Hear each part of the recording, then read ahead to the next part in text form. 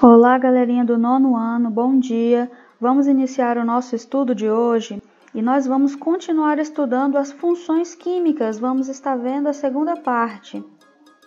Vamos relembrar então o que é função química. Função química é a característica particular de um determinado grupo de substâncias que apresentam entre si propriedades semelhantes, devido à presença de um ou mais átomos comuns em sua fórmula. Nós já vimos que os principais tipos são ácidos, bases, sais e óxidos. E nós vamos estar estudando na aula de hoje os sais e os óxidos, porque nós já estudamos na semana passada ácidos e bases. Vamos lá então. Os sais são compostos iônicos que possuem um cátion diferente de H+, e um ânion diferente de OH-. Podem resultar da união entre um ácido e uma base. Então, lembra que nós estudamos na aula passada sobre os ácidos e as bases? Os ácidos liberam o cátion de H+, e as bases liberam o ânion de OH-. Então, quando a substância ela libera um outro tipo de cátion ou um outro tipo de ânion, né, ela é classificada como sal, né, ou sais. Então, isso aí é a principal diferença, tá? E os sais podem resultar da junção de um ácido com uma base. Os óxidos são compostos binários. O que significa binário? É que é dois, né?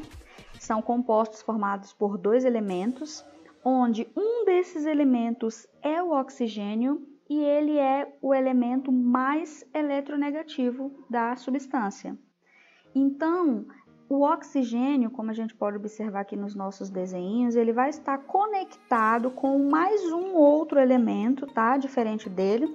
Pode até aparecer o oxigênio várias vezes, mas são apenas dois elementos, tá? Compostos binários, dois elementos químicos. E um desses dois elementos é o oxigênio, tá? E ele vai estar ligado aí com outro elemento. Então, isso daí vai ser um óxido. Vamos observar agora alguns exemplos por meio da fórmula química. Nós temos aqui o Na e o Cl. Vamos ver então o que nós vamos obter. Um cloreto de sódio. Isso é um sal, tá? Então, nós vamos perceber que quando eu fizer a ligação entre um ácido e uma base, né, vamos ver especificamente quais são os ácidos e as bases que se conectam para poder formar o Na e o Cl.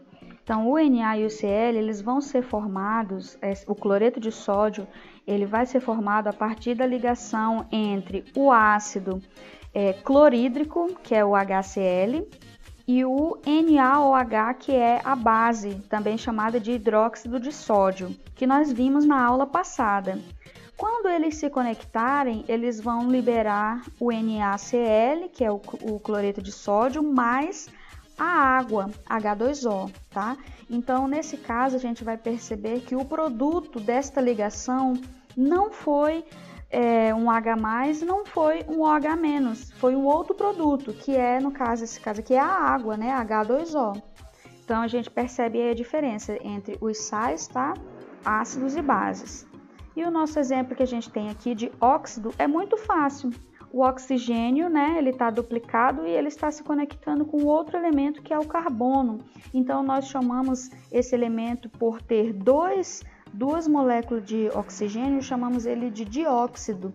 E como é o carbono que está conectado com ele, é o dióxido de carbono, tá? Então, olha aí, o oxigênio está ligado com ele mesmo e com o carbono, mas em composição nós temos apenas dois tipos de elementos químicos, tá? O oxigênio e o carbono. Então, temos o dióxido de carbono. E para finalizarmos nosso estudo hoje, você vai resolver as atividades do livro da página 104 e 105, que são referentes aos ácidos e às bases. Até a próxima, tenham um bom dia e tchau, tchau, pessoal!